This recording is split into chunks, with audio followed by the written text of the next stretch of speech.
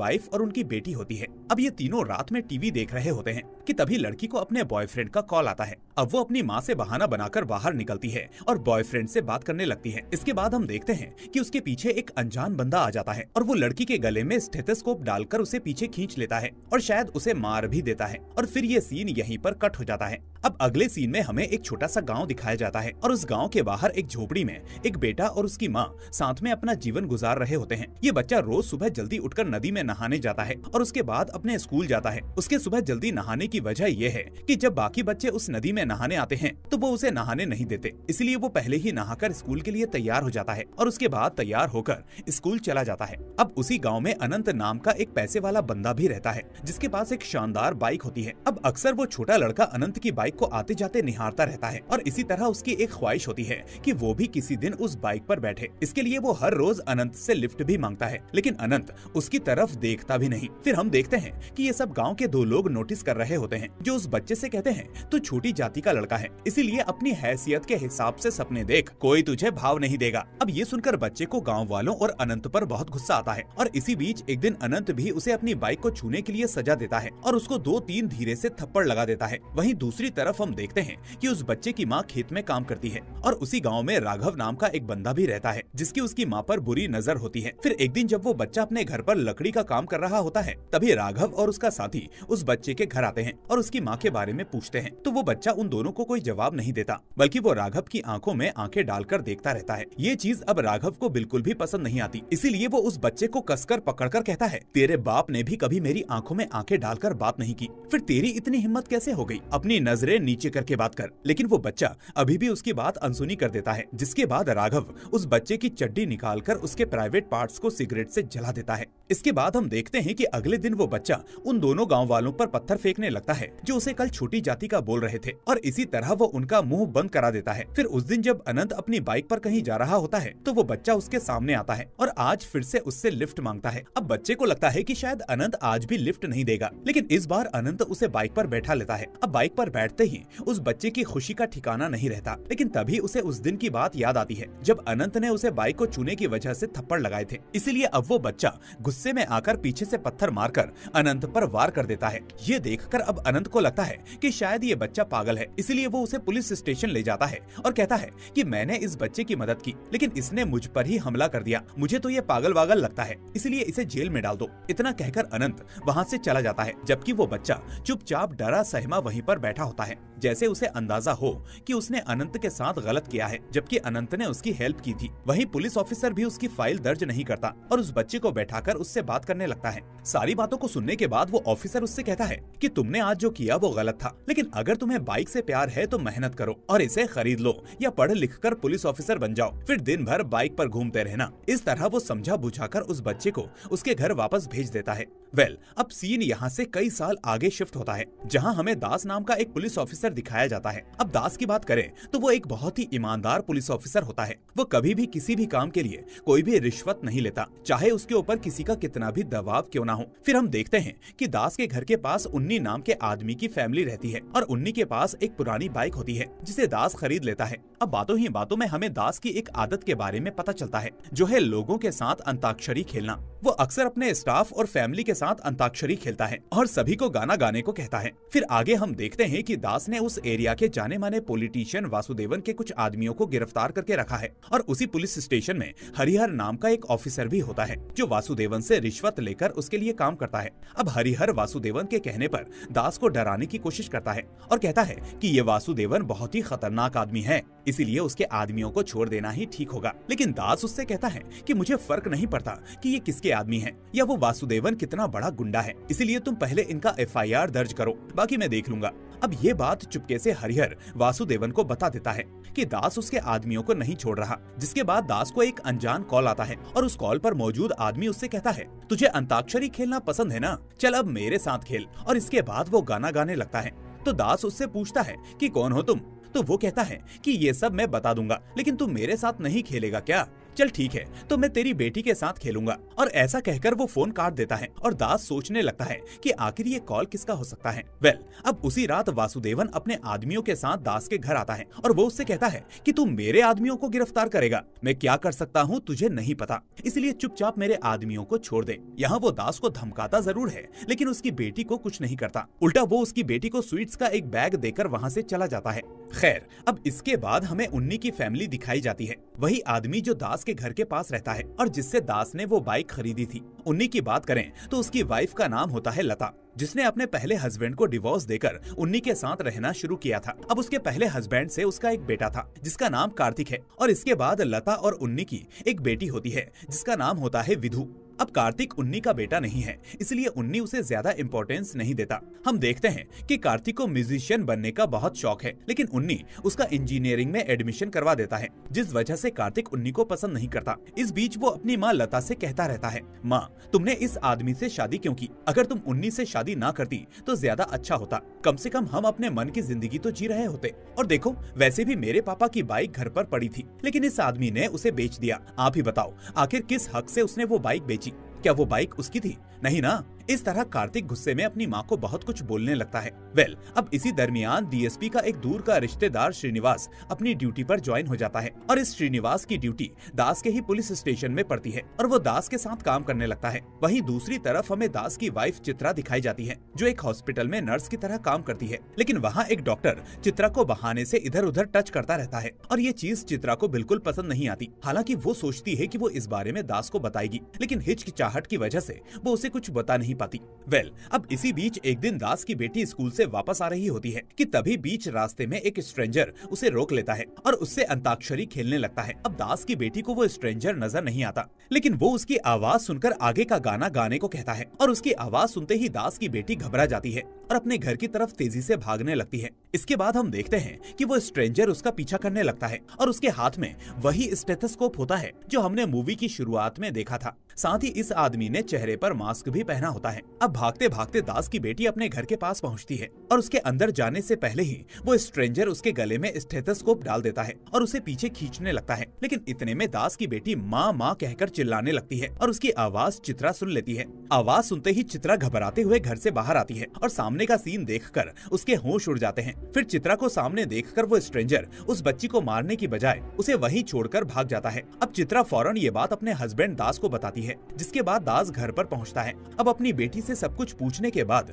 दास उस जगह पर जाता है जहां ये हादसा हुआ था। अब वहां उसे एक मास्क मिलता है जो उस स्ट्रेंजर ने पहना था। यहाँ दास उस मास्क को देखकर सोचता है कि ये कांड वासुदेवन ने ही किया होगा, क्योंकि मैंने उसके आदमियों को अभी छोड़ा नहीं है, और पिछली बार जब वासुदेवन उसके घर आया था तो इस तरह के कागज के बैग में वो उसकी बेटी को स्वीट्स देकर गया था। इसके बाद दास फौरन अपनी बाइक लेकर वासुदेवन के घर पहुंचता है और वहां उसे धमकाते हुए कहता है, वासुदेवन जो भी कुछ है वो हम दोनों के बीच है, इसे हम आपस में सुलझा लेंगे, लेकिन मेरी बच्ची को चोट पहुंचाने की सोचना भी मत, क्योंकि ये गलती तुमको और तुम्हारे आदमियों को बहुत भारी पड़ेगी। पर ये सुनकर वासुदेवन खुद हैरान हो जाता है और सोचता है कि तू किस बारे में बात कर रहा है। मैं कोई हिजड़ा नहीं हूँ जो पीठ पीछे वार करूँ। फैमिली मेरी भी है, मैं इस मामले में परिवार को नहीं घसीटता, इसलिए मेरे ऊपर इल्जाम लगाने से अच्छा है अपने किसी दुश्मन के बारे में सोच जो ऐसा कर सकता है। मेरा टाइम खराब मत कर। अब इसके बाद जब दास अपने घर आता है तो डीएसपी जयचंद्रन उसको कॉल करके डांटता है कि किसी को बिना वजह बिना सबूत के ऐसे धमकाना ठीक नहीं। आखिर तुम ऐसे कैसे वासुदेवन के पास चले गए? आगे से याद रखना, बड़े लोगों के मामले में हाथ डालने से पहले एक बार मुझसे जरूर पूछ लेना। अब उसके अगले सीन में हमें एक लड़की दिखाई जाती है जिसका नाम होता है नैना। हम देखते हैं कि नैना असल में कार्तिक के घर के बगल में ही रहने आई होती है, और हमें ये भी पता चलता है कि नैना बात नहीं कर सकती, यानी वो शायद बोल नहीं पाती। अब कार्तिक नैना को देखकर उसे चाहने लगता है, इसलिए जब भी उसे मौका मिलता है तो वो नैना को अपने पास बुलाकर म्यूजिक सुनाता रहता है। अब इसी बीच एक दिन हरिहर और एक पुलिस वाला नैना के घर पासपोर्ट वेरिफिकेशन के लिए आते हैं, जहाँ नैना के बात ना करने की वजह से वो उसके फादर से रिश्वत लेकर वेरिफिकेशन का काम कर देते हैं। वहीं दूसरी तरफ दास उस आदमी के बारे में सोच रहा होता है जिसने उसकी बेटी पर हमला किया। इसलिए अब वो उस नंबर को ट्रेस करने की कोशिश करता है जिससे स्ट्रेंजर ने उसे कॉल करके अंताक्षरी खेलने को कहा था। अब फाइनली दास और उसकी टीम उस नंबर को ट्रेस कर लेती है और उसकी लोकेशन पता कर लेती है। यहाँ हमें पता चलता है कि वो नंबर किसी पोल्ट्री फार्म हाउस की लोकेशन दिखा रहा होता है। इसीलिए दास फौरन श्रीनिवास को साथ लेकर वहाँ जाने लगता है। अब उस फार्म हाउस पहुँचने के बाद दास को वो फोन नजर आ जाता है, जिसके बाद वो वहाँ काम करने वाले आदमियों से उस फोन के बारे में पूछताछ करने लगता है।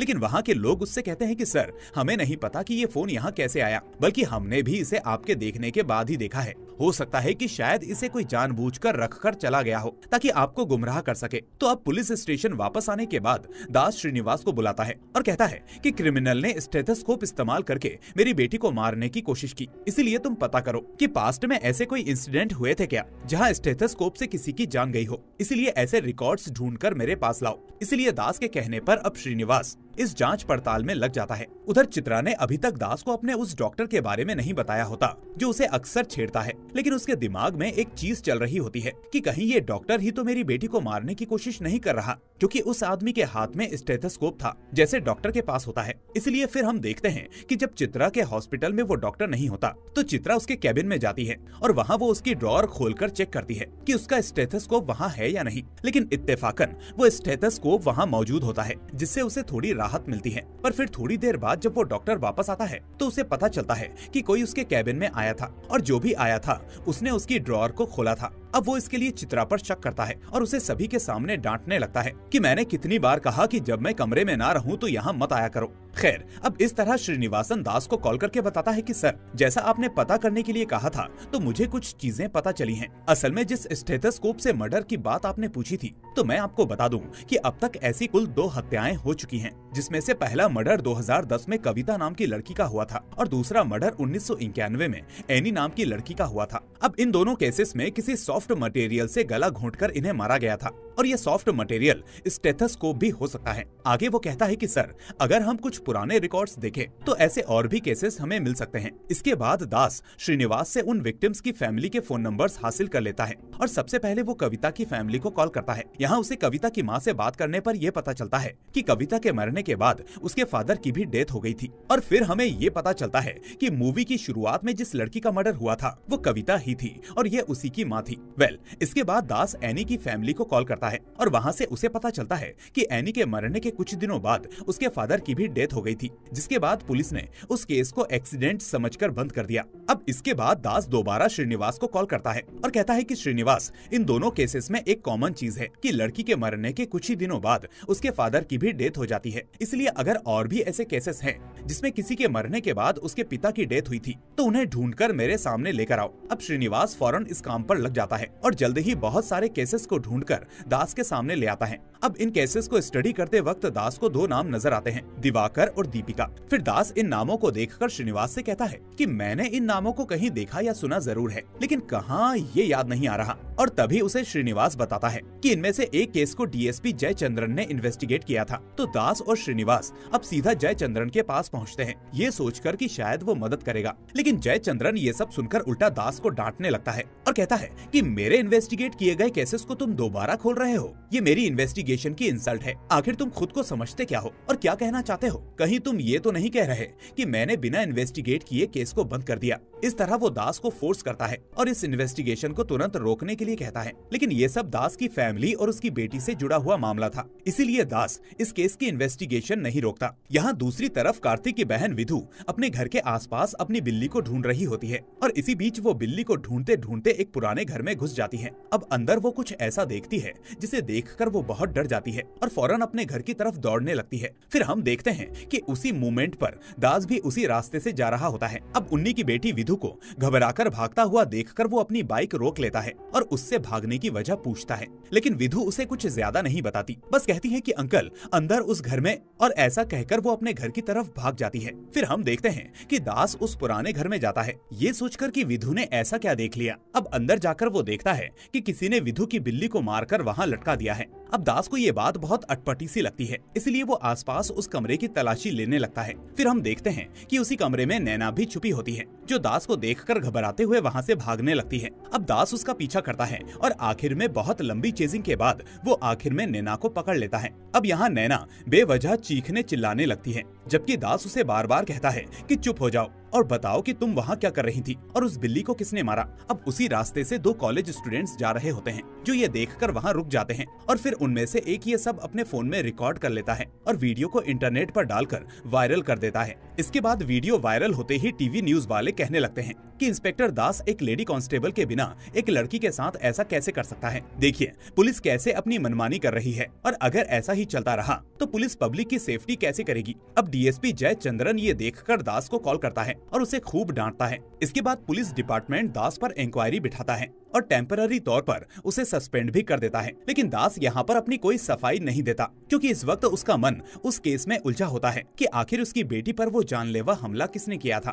पर उसके सस्पेंशन से एक आदमी को मौका मिल जाता है। असल में पॉलिटिशियन वासुदेवन ऐसे ही किसी मौके की तलाश में था, इसलिए अब वो हरिहर को बुलाता है और उसे रिश्वत देकर नैना से झूठी रिपोर्ट बनवाने को कहता है। इसके बाद हरिहर नैना के पास जाता है और एक झूठा स्टेटमेंट पढ़कर उस पर साइन करने को कहता है। उस स्टेटमेंट में लिखा होता है कि दास ने नैना के साथ जबरदस्ती करने की कोशिश की, पूछताछ के नाम पर बदसलूकी की और इस हादसे में नैना बहुत जख्मी हो गई। इस तरह की झूठी बातें उसमें भरी होती हैं। लेकिन ये सब सुनकर नैना हरिहर से कहती है मैं साइन नहीं करूंगी। और यहाँ हरिहर को तब जाकर पता चलता है कि नैना असल में बोल सकती है, वो बस हमेशा चुप रहती थी, इसलिए सबको लगता था कि वो बोल नहीं सकती।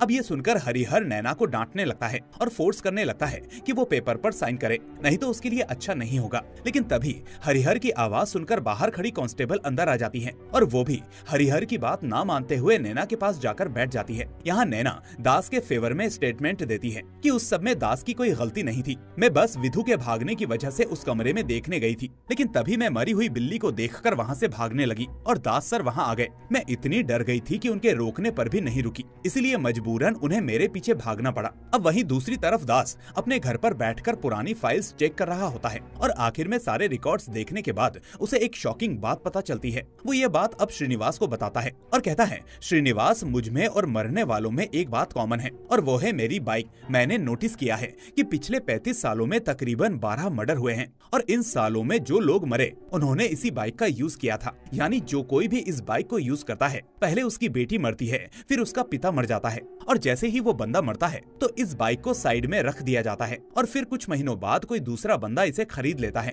और फिर उसके साथ भी यही घटनाएं होने लगती हैं। तो इस तरह फिलहाल ये बाइक अभी मेरे पास है, इसलिए ये चीज मेरे साथ हो रही है। लेकिन फिर वो एक चीज नोटिस करते हुए ये भी कहता है कि अगर ये चीज सभी के साथ हुई तो मुझसे पहले उन्नी के पास ये बाइक थी, आखिर उसके साथ ऐसा कुछ क्यों नहीं हुआ। लेकिन तभी उसे याद आता है कि उन्नी तो कार्तिक का सौतेला पिता है, यानी वो बाइक उन्नी की नहीं बल्कि कार्तिक के असली पिता दिवाकर की थी। फिर वो याद करता है कि जब कार्तिक की मां लता ने दिवाकर को डिवोर्स दिया था तो प्रॉपर्टी के साथ दिवाकर ने कार्तिक को ये बाइक भी दे दी थी, लेकिन जब तक ये बाइक दिवाकर के पास थी और उसी दौरान उसकी मौत हो गई थी। यानी दास को अंदाजा हो जाता है कि हो ना हो दिवाकर की मौत भी इसी के चलते हुई है। वो समझ जाता है कि हमें सबसे पहले इस बाइक के पहले ओनर का पता करना होगा, तभी इस केस की डिटेल्स मिलेंगी। और इस तरह उसे पता चलता है कि इस बाइक का सबसे पहला ओनर था अनंत नाम का लड़का। तो इसके बाद दास अनंत के बारे में इन्वेस्टिगेशन करने लगता है। अब यहाँ से सीन फ्लैशबैक में जाता है जब उस छोटे लड़के ने अनंत को जख्मी किया था, लेकिन बाद में अनंत उस लड़के पर बहुत गुस्सा होता है क्योंकि पुलिस ने उसे पनिशमेंट देने की बजाय काउंसलिंग करके छोड़ दिया था।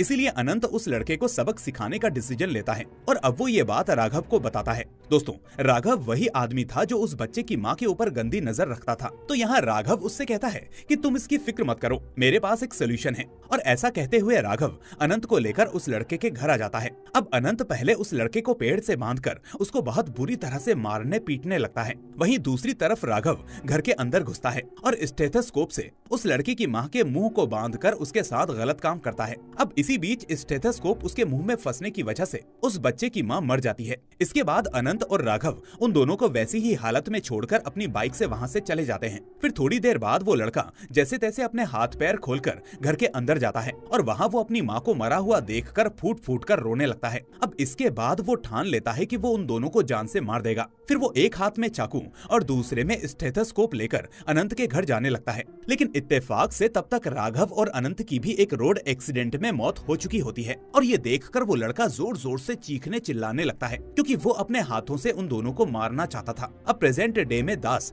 अनंत और उस लड़के की कहानी जान लेता है और जब वो अनंत के आसपास वाले लोगों से पूछताछ करता है तो उसे पता चलता है कि उस लड़के का नाम था किशोर और वो उस हादसे के बाद मेंटल हॉस्पिटल में भेज दिया गया था। लेकिन फिर कुछ दिनों बाद वो वहाँ से भाग भी निकला और ढूंढने पर कहीं नहीं मिला। इसके बाद दास एक साइकियाट्रिस्ट डॉक्टर के पास जाता है और किशोर की सारी बातें बताता है। तो किशोर की कहानी सुनने के बाद डॉक्टर कहता है कि किशोर राघव और अनंत को अपने हाथों से मारना चाहता था, लेकिन उनकी एक्सीडेंट में मौत हो गई। इसलिए इससे किशोर का गुस्सा ठंडा नहीं हुआ और वो गुस्सा अभी भी किशोर के अंदर बसा है। इसलिए किशोर अपना रिवेंज लेने के लिए जो कोई भी उस बाइक को यूज करता है उसके ओनर और उसकी फैमिली को मार देता है। और चूंकि उसकी माँ को जिस तरह से मुंह बांधकर मारा गया था वो भी उसी तरीके से इन परिवारों की लड़कियों को मारता है। डॉक्टर कहता है कि जब वो पेड़ से बंधा होगा तो अनंत और राघव के जाने पर उसे उन दोनों की वही बाइक बार बार याद आती होगी। एक वक्त था जब उसे उस बाइक से प्यार था, लेकिन अब वही बाइक उसकी दुश्मन थी। इसलिए जो भी उस बाइक से जुड़ता है वो उसे जान से मार देता है, क्योंकि वो बाइक के हर नए ओनर में अनंत को देखता है। इसलिए पहले वो ओनर की बेटी या बेटे को मारता है क्योंकि वो उसे मेंटली डिस्टर्ब करना चाहता है, और फिर वो ओनर को मार देता है क्योंकि अनंत और राघव ने किशोर की माँ को मारा था। डॉक्टर ये भी बताता है कि किशोर बहुत ही चालाक है, इसलिए उसने पहले तुम्हारी आदत को देखा और तुम्हें डिस्टर्ब करने के लिए कॉल करके अंताक्षरी खेलने को कहा।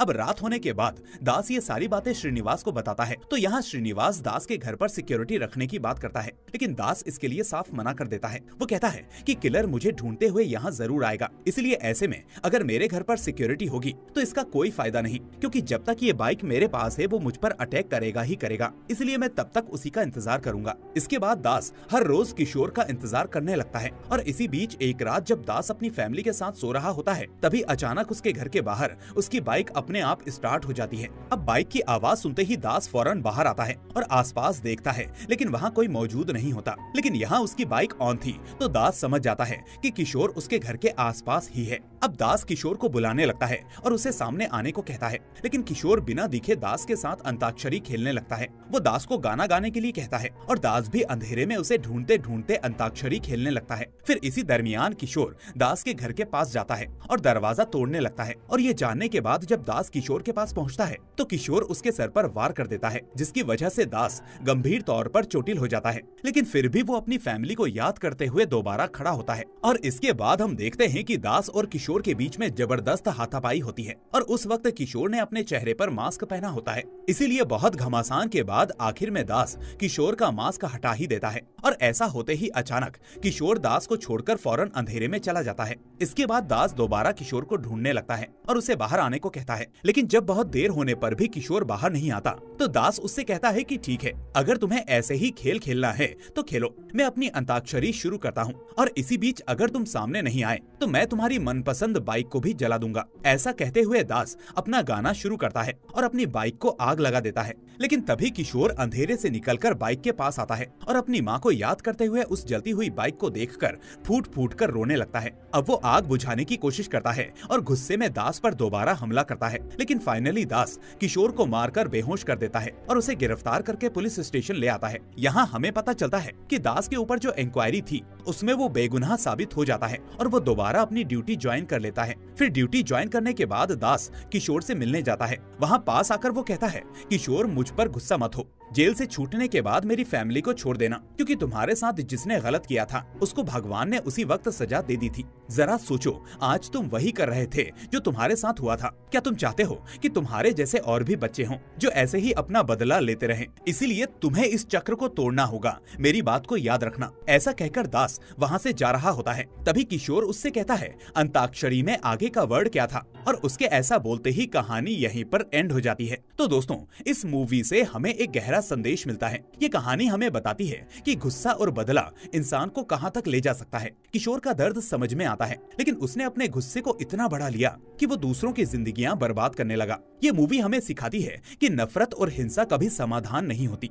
अगर किशोर ने अपने दुख को सही दिशा दी होती तो शायद वो इतना बड़ा कातिल नहीं बनता। दूसरी तरफ दास की हिम्मत और उसका अपनी फैमिली के लिए लड़ना हमें बताता है कि सच्चाई और प्यार के लिए खड़े रहना कितना जरूरी है। आज सोसाइटी को यह समझना चाहिए कि गलत को गलत तरीके से ठीक करने की कोशिश हमें और गहरे अंधेरे में ले जाती है। खैर, तो दोस्तों, आपको ये मूवी कैसी लगी नीचे कमेंट करके जरूर बताना। अगर आपको हमारा ये एक्सप्लेनेशन पसंद आया हो तो वीडियो को लाइक करना और अपने दोस्तों के साथ शेयर करना मत भूलना। वहीं चैनल को सब्सक्राइब करके नोटिफिकेशन बेल को भी ऑन कर लेना ताकि अगली मूवी की कहानी आपके पास सबसे पहले पहुंचे। तो चलिए अब मिलते हैं अगली बार एक नई कहानी के साथ। Till then take care and thanks.